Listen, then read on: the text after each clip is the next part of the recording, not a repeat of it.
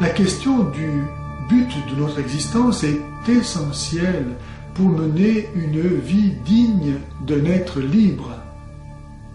En effet, si nous ne savons pas quel est le but de notre vie, pourquoi choisir de faire un pas dans telle direction plutôt que dans telle autre?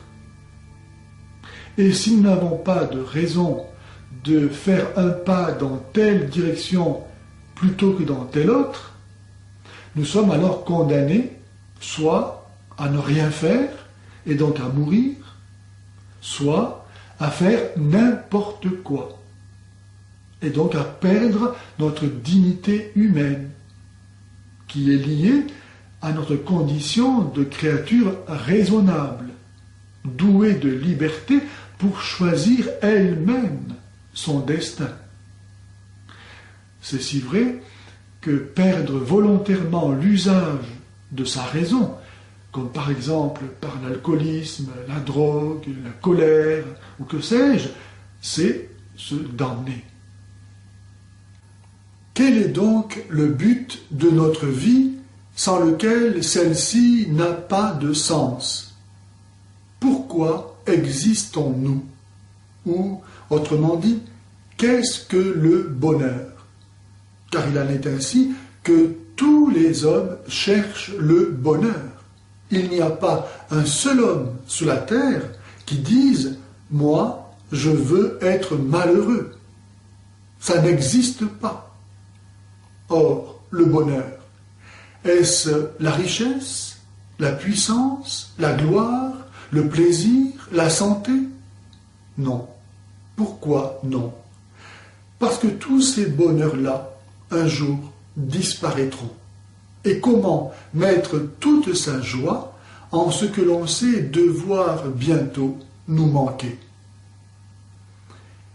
Lorsqu'on est heureux, on n'a pas envie que ça s'arrête.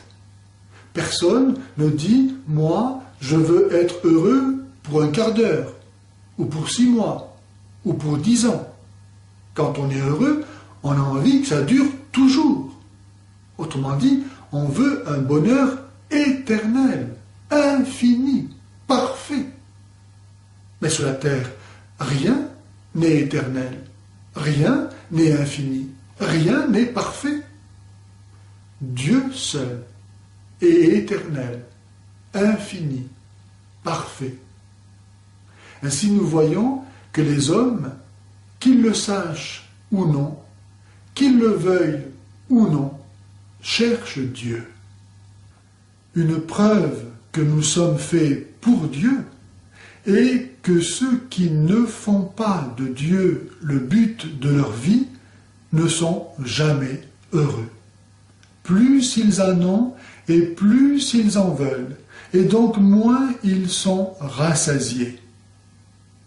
Pour qui accepte de regarder les choses en face, il est clair que ne pas faire de Dieu, mais d'une créature, le but de sa vie, c'est se condamner à devoir souffrir toujours.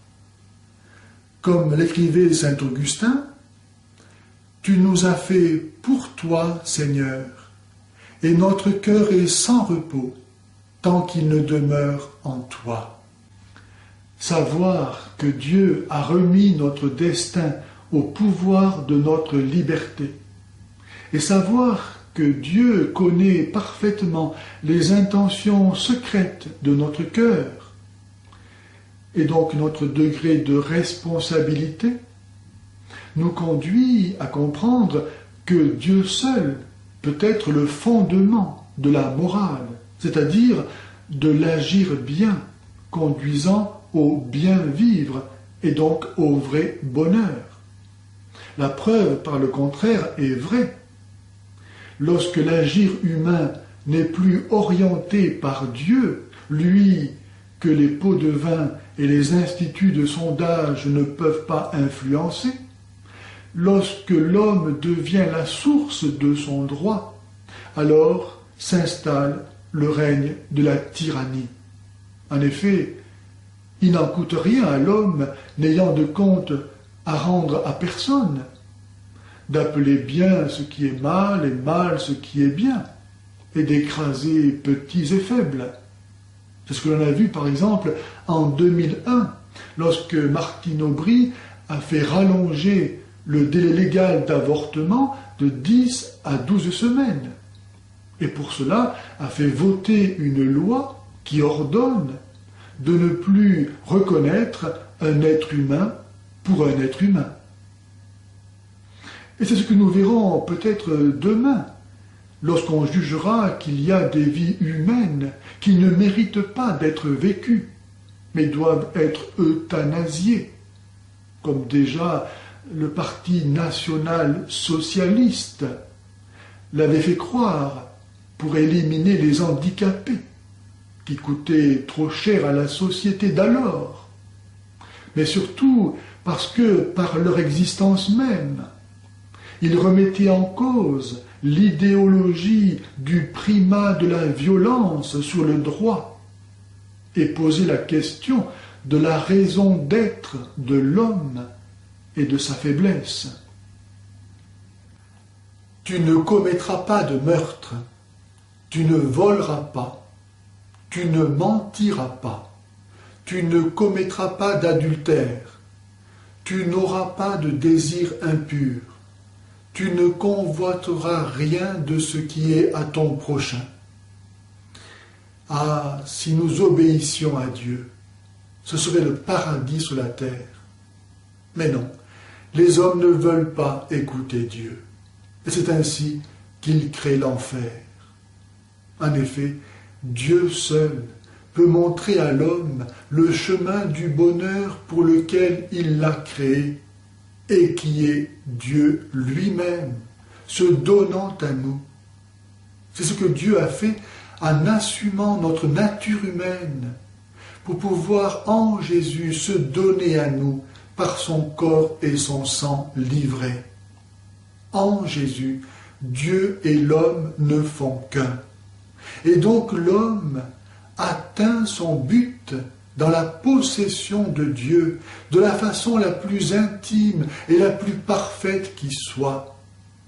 Voilà pourquoi Jésus dit « Je suis le chemin, la vérité et la vie ».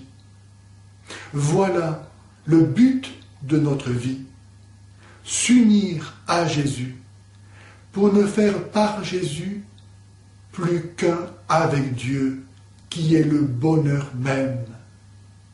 Gloire à Dieu, qui nous a tant aimés, qu'il nous a prédestinés à être pour lui des enfants adoptifs en Jésus le Christ. Sa grâce et sa paix soient avec vous.